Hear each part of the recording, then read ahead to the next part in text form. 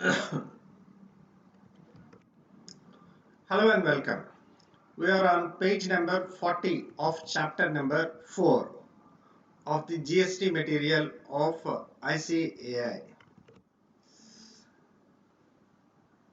We have to start with this session has to be started with services provided by police or security agencies of government to PSUs, corporate entities, sport event held by private entities.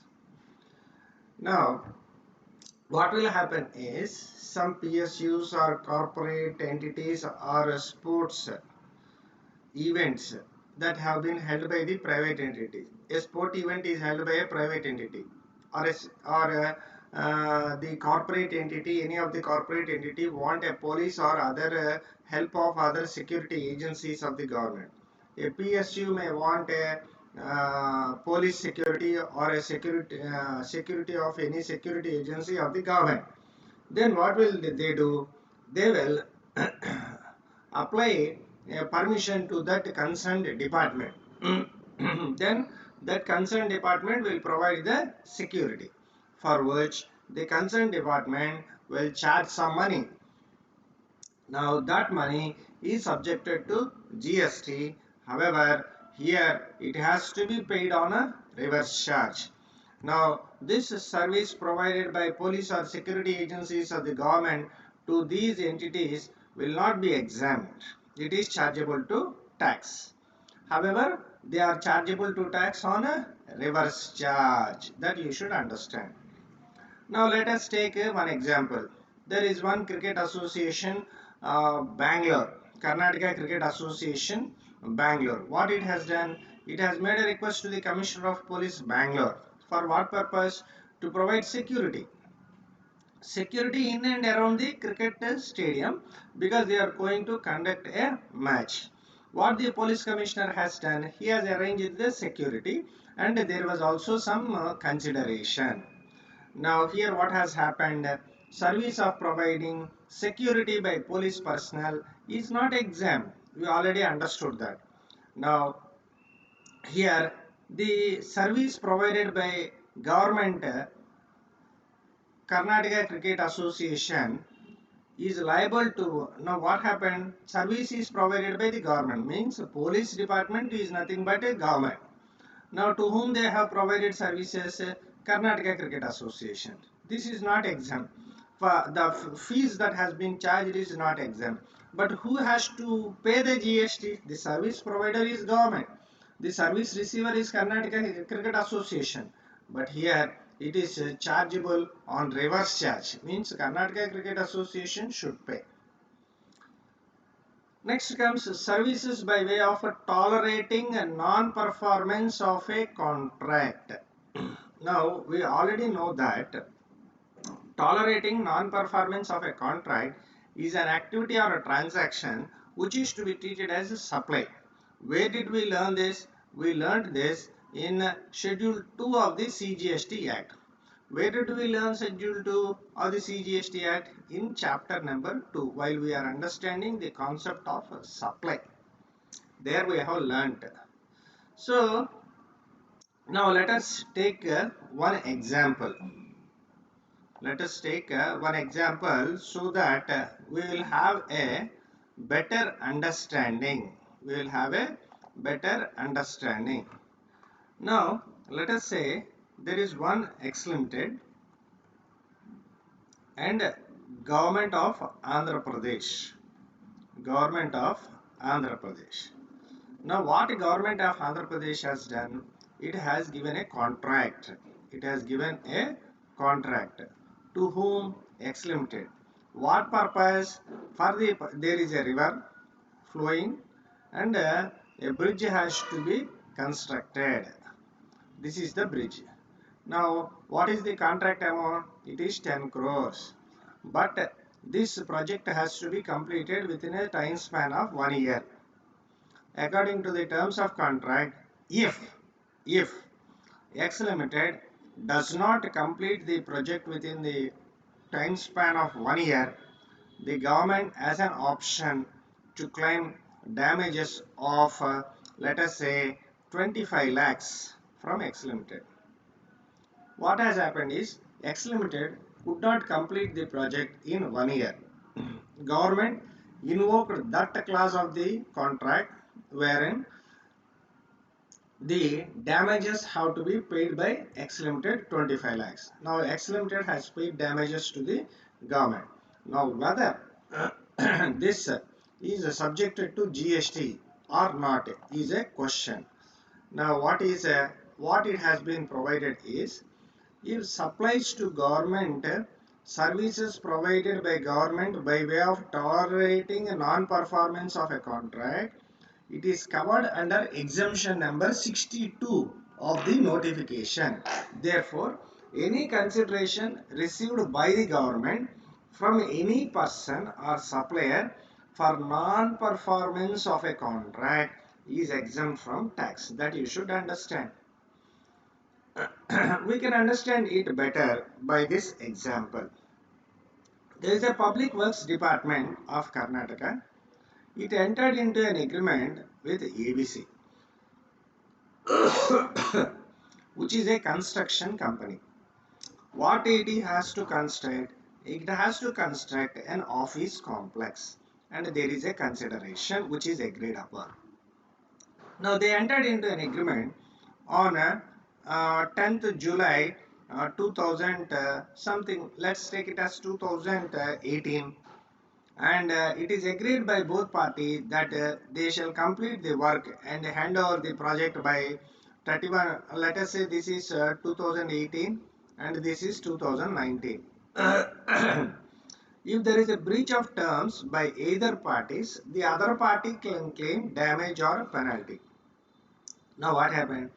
ABC did not complete the construction and did not hand over the project by 31/12/2019.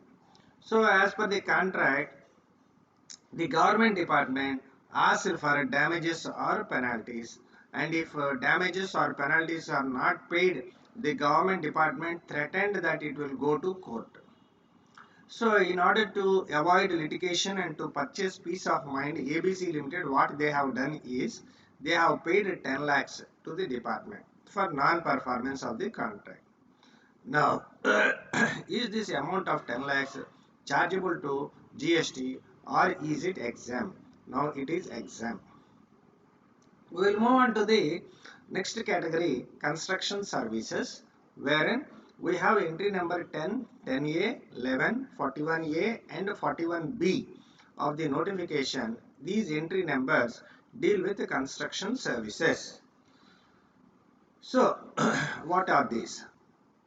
Services provided by way of pure labor contracts. What do you mean by pure labor contracts?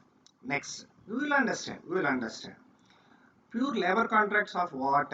Construction, erection, commissioning, installation, completing or completion, fitting, repair, maintenance, renovation, alteration of what?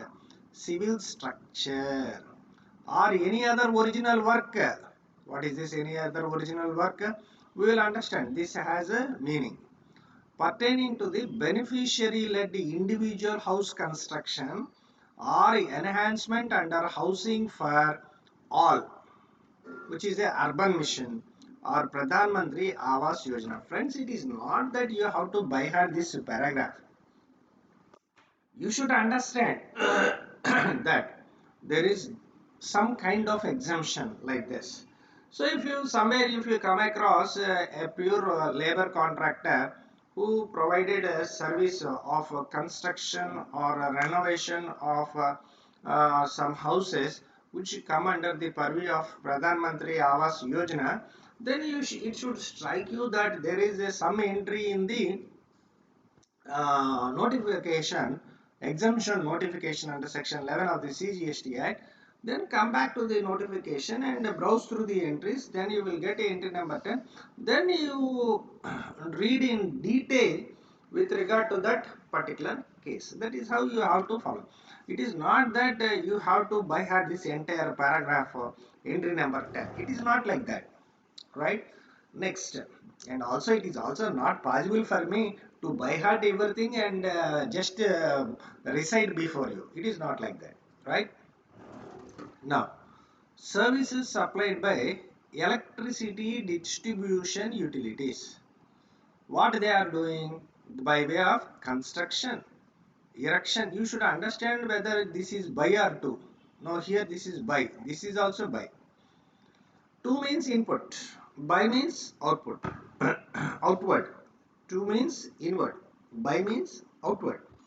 By way of construction, erection, commissioning, installation, infrastructure for extending electricity distribution network upon the tube well of the farmer or agriculturist for agricultural use. So electricity distribution utilities, what they are doing, they are laying the lines of electricity. They are constructing, they are erecting, they are commissioning, they are installing, they are providing infrastructure. For what purpose? For expansion of the electricity distribution network. Now, why are they expanding this electricity distribution? For tube wells. Of whom? Farmers. That tube well of the farmer, for what purpose they use? They use for agricultural use. Now, if all these conditions are satisfied, it is exempt. Next, somebody came to you and asked you that they are providing electricity supply to a tube well in so and so village. Then it should strike you that there is some entry in the exemption notification. Come back to the notification, browse through it. There you will find point number 10A. You read it very carefully in detail. You check the conditions here. If any information is not given by him at the beginning, ask him again. Okay, what are you doing? Are you constructing? Are you erecting? Are you commissioning? That you ask. He said, he is told that he is installing. Okay, condition satisfied. Who are you? I am an electricity distribution utility. Very good. Condition 2 satisfied. Now, for what purpose you are doing all this? For expansion of electricity distribution network. Okay, point number 3. Condition satisfied. Where were you providing? For whom you are providing, or for what purpose you are providing? For a tube well. Very good. Condition number 4 is satisfied. Who is the other person? Service receiver. Sorry, he is a farmer. Very good. Point number 5 is satisfied. Now, for what purpose that tube well is used? Sorry, that tube well will be used for the purpose of agriculture. Very good. Point number 5 is satisfied. So all the 5 points are satisfied. 10A is satisfied. It is exempt.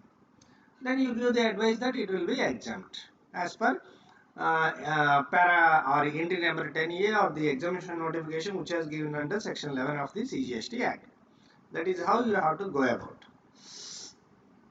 Now moving forward, service by way of pure labor contracts again.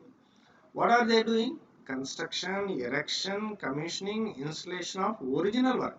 What do you mean by original work? We will understand. Of what? Of a single residential unit. Otherwise than as a part of residential complex. Otherwise than a part of residence. So what you have to understand? You have to understand as to what do you mean by pure labor contract. You have to understand as to what do you mean by single residential unit. You have to understand as to what do you mean by residential complex. Next is entry number 41A and entry number 41B. Supply of TDR, FSI, long-term lease premium of land by a landowner to a developer is exempt. So here TDR means transferable development rights. FSI means floor space index, and a long-term lease premium of land. So who is the supplier? Landowner. Who is the receiver? Developer. Now this will be exempt. There is a condition. What is that condition? All the constructed flats are sold before issuance of completion certificate, and on all flats tax should have been paid. Okay. Now, well, if at least if not all the flats are sold after completion certificate, what will happen is the exemption will be withdrawn. But it will be withdrawn in case of flats sold after issue of completion certificate. But the tax will be limited to 1% of the value in case of affordable housing and 5% of the value in case of other than affordable housing. Now these entry number 41A and 41B are given in a short form here. But if you go to the notification, you will get the entire details of the entry number 41A and 41B. Now, let us analyze what is Housing for All Urban Mission or Pradhan Mantri Awas Yojana. What is that? It is a program which is launched by the Ministry of Housing and Urban Poverty Alleviation. There is a ministry. Now, what is its objective? It wants to provide housing for all by the year 2022. Now, what is the significance of the year 2022? In 2022, our nation will complete 75 years of independence. Now, what does this Housing for All Urban Mission or Pradhan Mantri Awas Yojana, what are the items that it will address? Now, it will address the housing requirement of the urban poor. And urban poor includes slum dwellers. And what they will do, they will implement some programs like slum rehabilitation of slum dwellers with the participation of private developers. Here private developers are being roped in using land as a resource, and they will also promote affordable housing for weaker sections by giving them subsidy. They will also provide housing in partnership with the private and public sectors. So the ministry will work with the private sector also in order to provide rehabilitation to slum dwellers, promote affordable housing for weaker sections, and also provide housing for the public in partnership with public and private sectors, and also it will use subsidy for beneficiary led individual house construction or enhancement. Now this mission will also provide some assistance to individuals who are eligible families. They are from economically weaker section category to construct new house or to enhance their existing house on their own, and also to cover the beneficiaries who are not able to take advantage of other components of this mission. Means the slum dwellers will get benefit out of this urban scheme.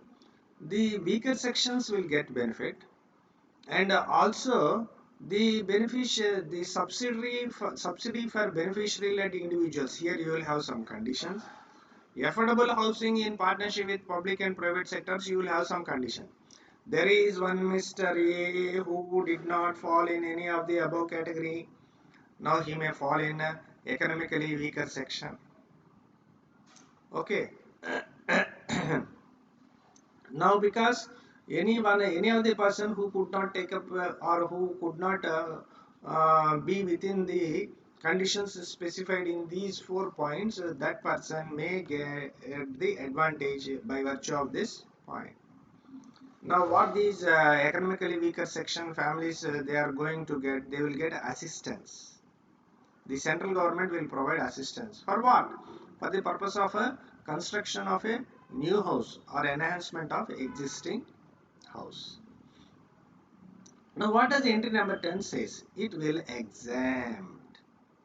It will exempt the services provided by way of pure labor contracts of construction, erection, commissioning, installation, etc., etc., etc., or by any other original work pertaining to the beneficiary led individual house construction or enhancement under Prime Minister Awas Yojana. What will happen if GST is levied?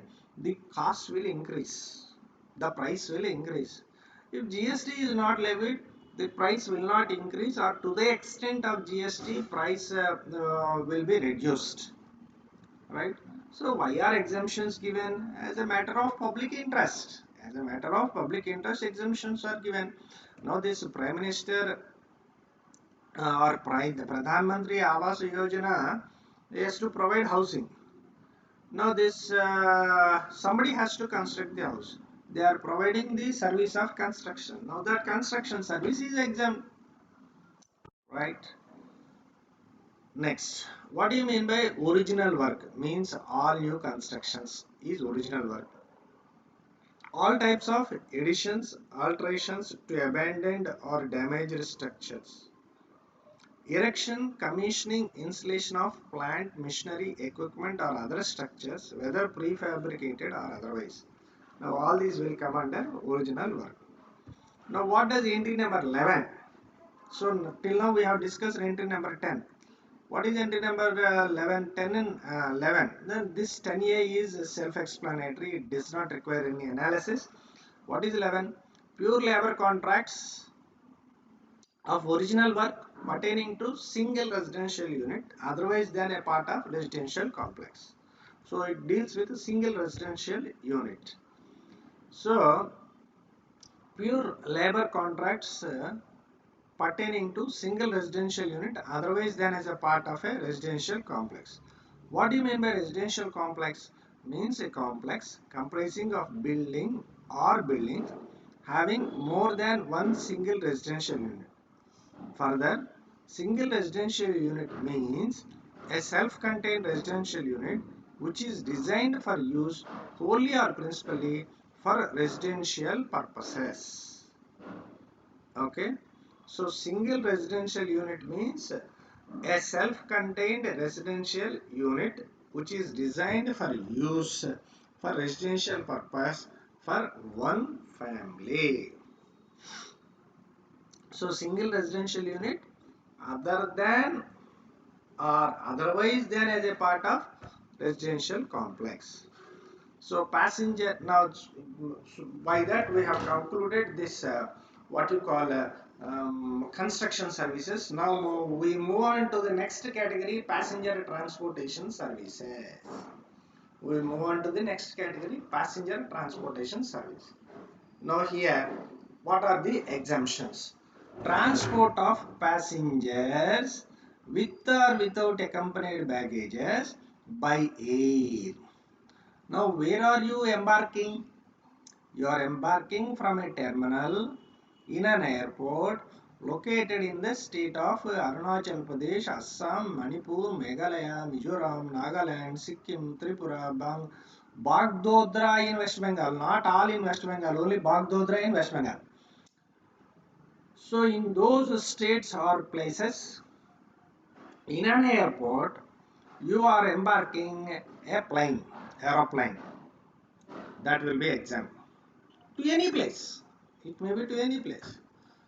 Non-air conditioned, air conditioned chargeable. Non-air conditioned contract carriage. What do you mean by contract carriage? We will learn. Other than radio taxi means radio taxi is chargeable. What are they doing? Transportation of passengers, excluding tourism. If it is tourism, it is chargeable. Conducted tours, charter or hire. Charter, hire, conducted tour and tourism is chargeable. Okay, let me put it this way. Non-air conditioned contract carriage other than radio taxi. So radio taxi is chargeable for transportation of passengers excluding tourism. Means non-air conditioned contract carriage transportation of passenger other than radio taxi is exempt. Radio taxi is chargeable. But if this non-air conditional contract carriage is for tourism, conducted tour, charter or hire, it will be chargeable. Okay, because here there is exclusion. Here there is exclusion. In exemption, if there is exclusion, it is chargeable. Now you have to know what do you mean by radio taxi and what do you mean by contract carriage. That we will understand. Stage carriage other than air conditioned stage carriage means stage carriage is exempt, but if it happens to be air conditioned, it will be chargeable. So you understand that whenever there is an air conditioned, it will be chargeable. It is a luxury, so let's charge luxury. What is that now?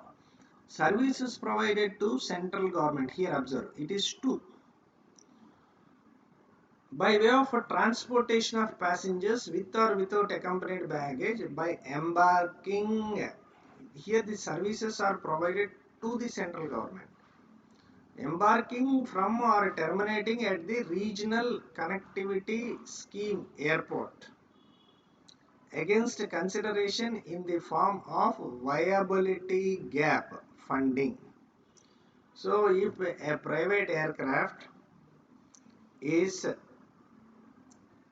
connecting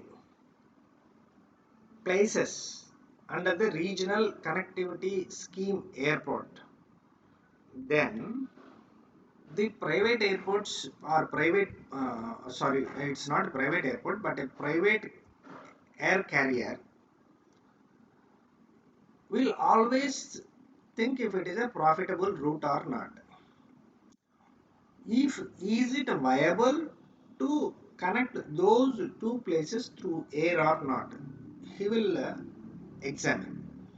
If he feels that it is not viable, he won't be venturing into that connectivity.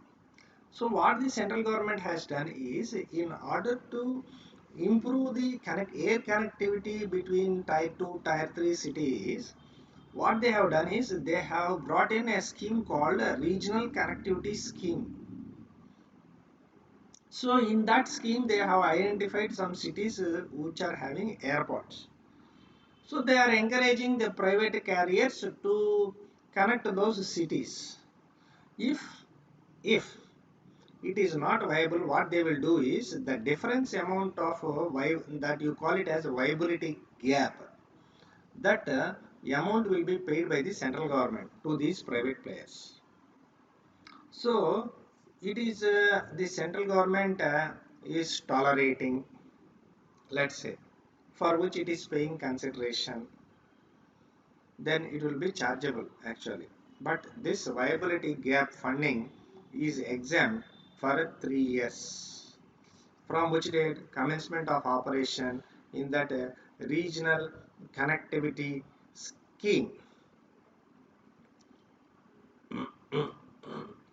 This will be notified by the Ministry of Civil Aviation. Services of transportation of passengers with or without accompanied baggage by railways. So if railway is carrying passengers, it will be exempt, but exclusions are first class air condition. So first class and air condition is excluded, means it is chargeable. Monorail, metro, tramway exempt. So for on all your metros there is no GST. Inland waterways, public transport other than predominantly for tourism purposes in a vessel, we will define vessel, between places located in India. Here you examine public transport, right? Public transport, other than predominantly for tourism purpose. We will analyze it in our subsequent paragraphs. Metered cabs or auto rickshaws, including e-rickshaws. So these are exempt.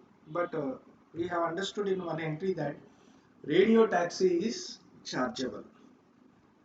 Now we will analyze. So generally, service of transportation of passengers are usually chargeable to GST.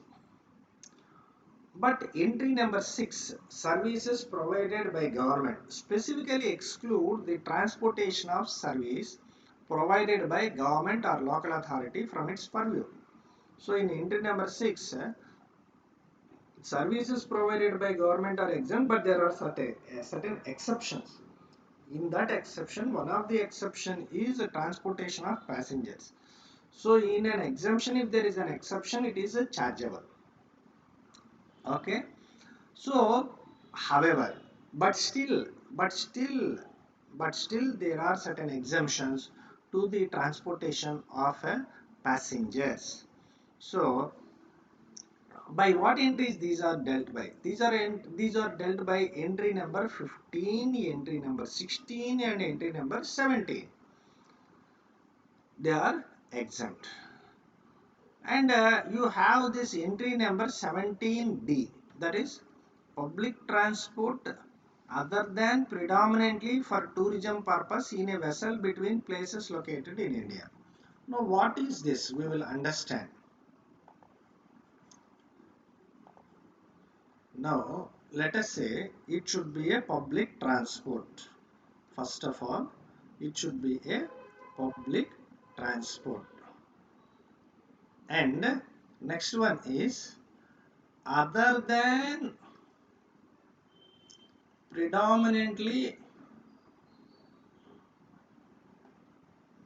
tourism.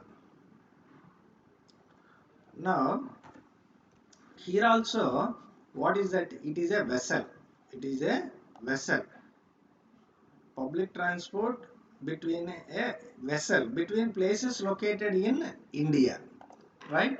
Vessel means generally one mode of transport in a sea or water or river.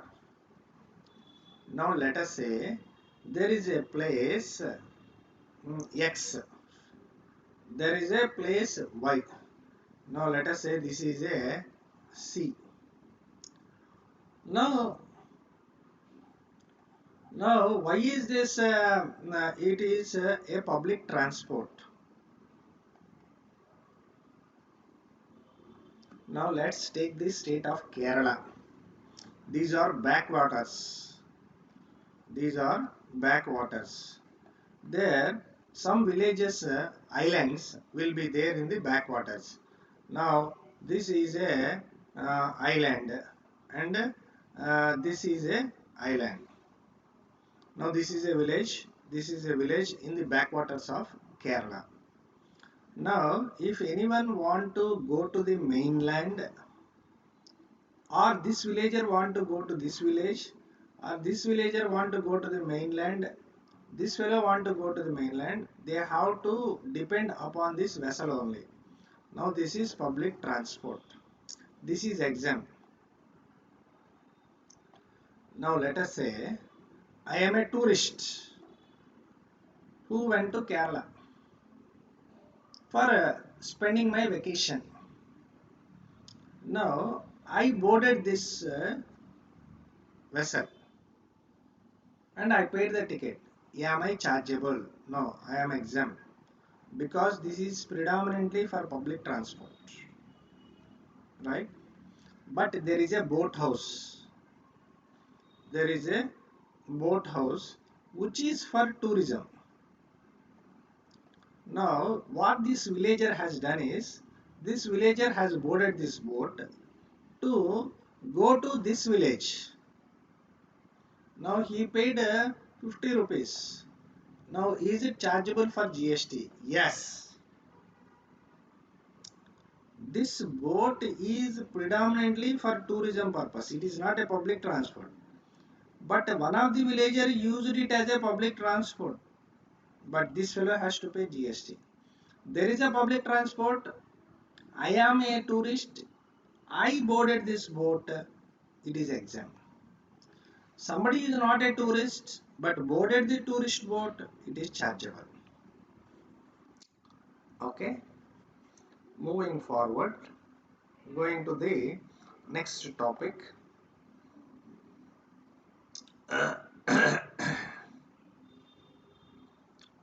The places should be within India, that you should understand. Now we will take an example.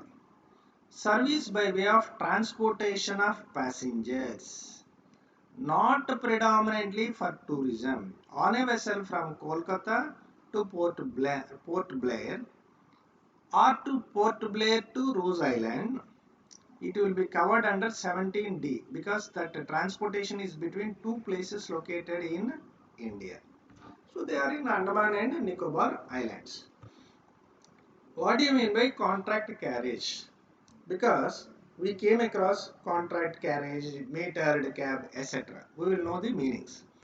Contract carriage means motor vehicle which carries a passenger or passengers for hire or reward and is engaged under a contract, whether expired or implied, for the use as a whole.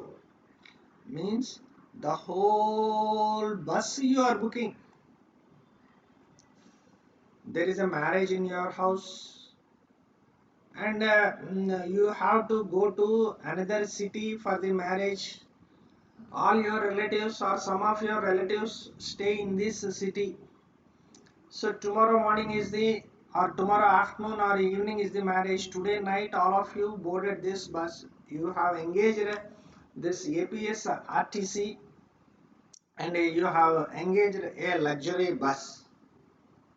Now this is contract because the whole bus you have booked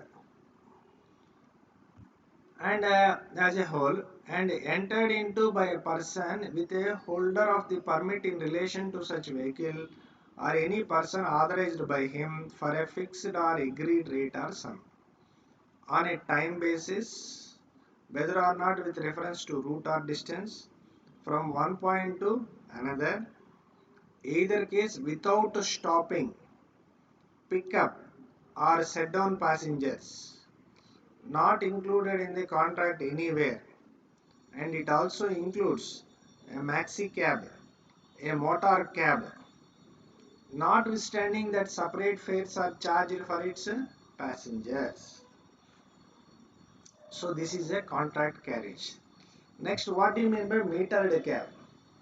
Any contract carriage on which an automatic device of type and make approved under the relevant rules by the state transport authority is fitted, which indicates reading of fare chargeable at a moment and is charged accordingly under the condition of it permit. Now here what we have understood is in entry number 17, service of transportation of passengers in rail other than first class air condition, metro, mono, tramway is exempt, inland waterway is exempt, public transportation other than predominantly for tourism purpose in a vessel between location, metered cab is exempt, auto rickshaw is exempt, e-rickshaw is exempt. Here we have something called as with regard to radio taxi, transportation of passengers, non-air conditioned contract carriage. Non-air conditioned contract carriage is exempt. Radio taxi is chargeable. But tourism conducted to charter or hire, even though it is non-air conditioned, it is chargeable. So that is why we are learning the meaning, because the certain words appear or certain words are included in those entries. That is why we are understanding the meaning. What is this metered cab? Nothing but your taxi which has a meter. Radio taxi means taxi including a radio cab, which is a two-way radio communication with a central control office and is enabled for tracking under GPS or GPRS. It is a radio taxi. What do you mean by stage carrier? Motor vehicle constructed or adapted to carry more than 6 passengers, excluding the driver, for hire or reward at a separate fares paid by individual passage, either for whole journey or for stages of the journey, just like your city bus, right? State transport vehicle, state transport organization means that which is providing transport service where such undertaking is carried on by central government or state government, road transport corporation, municipality or corporation or company owned or controlled by central government or one or more state governments or by central government and one or more central. So you will automatically understand Andhra Pradesh State Road Transport Corporation, Telangana State Road Transport Corporation. Now, road transport service means a service of motor vehicle carrying passengers or goods or both by road for a reward. What do you mean by e-rickshaw? Special purpose battery powered vehicle not exceeding 4000 watts, having three wheels for carrying goods or passengers for reward, manufactured, constructed or adopted equipment and maintained in accordance with such specifications as may be prescribed in this behalf. So, if passengers are transported through e-rickshaws, then the charges collected are exempt from GST because motor cabs and e-rickshaws are exempt, or auto rickshaw is also exempt. Next, we'll come to the goods transport services. Services by way of transportation, because just now we have completed transportation of passengers. Now we'll come to transportation of goods by road. Except GTA courier agency, these two are taxable. By inland waterways, it is exempt. Transportation by a rail or vessel from one place in India to another place in India. What are they carrying? If they are carrying relief material, defense or military equipment, newspaper, magazine, railway equipment, agricultural produce, milk, salt, food grain, flours, pulses, rice, organic manure, it is exempt. So if you are transporting by rail or a vessel, if you are transporting these items exempt, other items chargeable. Next, services by goods transport agency, because here services by the transportation of goods by road except goods transport agency. So if a goods transport agency or a courier service is providing the transportation of goods, it will be chargeable, it is not exempt. So what are the goods transport agency? But goods transport agency service is chargeable, but some services provided by GTA are exempt by separate entry. Entry number 21. What are they? Services provided by a goods transport agency for transportation of goods, agricultural produce, where the considered consideration for the consignment transported in a single carriage does not exceed 15. The value of the goods, the single carriage, all these goods does not exceed 1500, then all are exempt. Or in this there are two containers, the value of one is 2000, the value of one is 500. Now this 500 is exempt, this 2000 is chargeable. Right? Single consignment, single goods belonging to single consignee. If now here the charges, I told you the value of the goods, it is not value of the goods. It means the total freight for this is collected, it should be up to 15,000. Or the freight for a single consignment should be up to 750. Up to 750. Now you are carrying milk, salt, food grain, including flour, pulses, rice, organic manure, newspaper or magazine, relief material meant for victims of natural or man-made disasters, calamities, accidents or mishap, defense or military equipment. So GTA is chargeable, but if GTA is carrying these goods, it will be exempt. Service provided by a GTA to an unregistered person, including an unregistered casual taxable person. Now, if that unregistered person happens to be this person, then it will be chargeable. If you are providing to a unregistered person, it is exempt. But if that unregistered person happens to be factory, society, cooperative society, body corporate, partnership firms, casual taxable person, under Central Goods and Service Tax, IGST Act and SGST or UTGST Act. Now that means if an individual is unregistered, it is exempt. Take it like that. This we have already understood. Service provided by a goods transport agency by way of transportation of goods in a goods carriage. To whom they are providing service? Department or establishment of central government, state government, union territory, local authority, or a government agency. Why did they take? Because here, if they happen to be registered persons, exemption is not there. Exemption is only for unregistered individuals.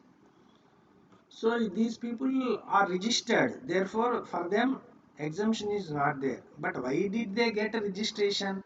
Only for the purpose of TDS under section 51 of the Act. For the sole purpose of TDS collection or TDS deduction and remittances, they have registered. So for them also the services provided by a GTA, means for them it is inward supply, is exempt. So next we have to analyze as to what do you mean by or we have to analyze this transportation of goods by road. Now, transportation of goods by road is exempt under entry number 18. Just now we have learnt entry number 18. Transportation of goods by road except GTA courier service. So GTA and courier service are chargeable. But for GTA also, if GTA provides or transport the following goods given in 21, it is exempt.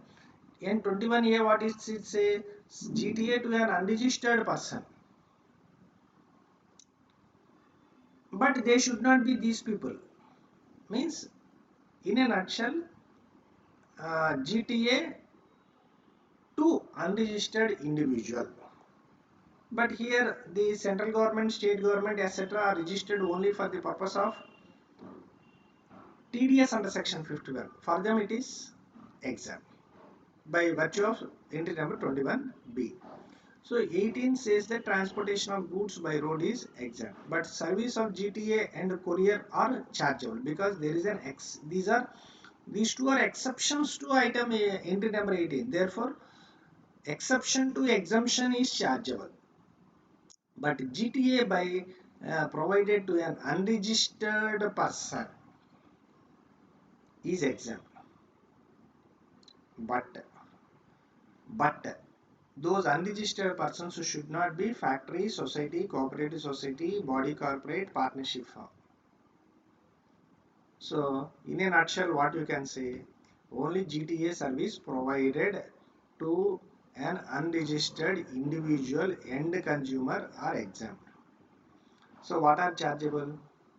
GTA provided to persons registered under GTA GST law, registered casual taxable person, factory, society, cooperative society, body corporate, partnership including AOP, whether or not registered. These persons, though they are not registered, GTA service is taxable. But and also if you are registered under GST law, GTA service is taxable. Even if you are a registered casual taxable person, GTA services are taxable. But only to whom this exemption apply? Unregistered individual end consumer. For them GTA service is exempt. Now also this GTA service has two rates. If GTA opts to pay at 5%, in one of our preceding chapters we have learnt as to what is the rate of tax for GTA services. If you want to pay tax at 5%, GTA opts to pay tax at 5%, then reverse charge will apply. Reverse charge will apply. Okay. So what do you mean by goods transport agency is our next question, which we will deal in our next class.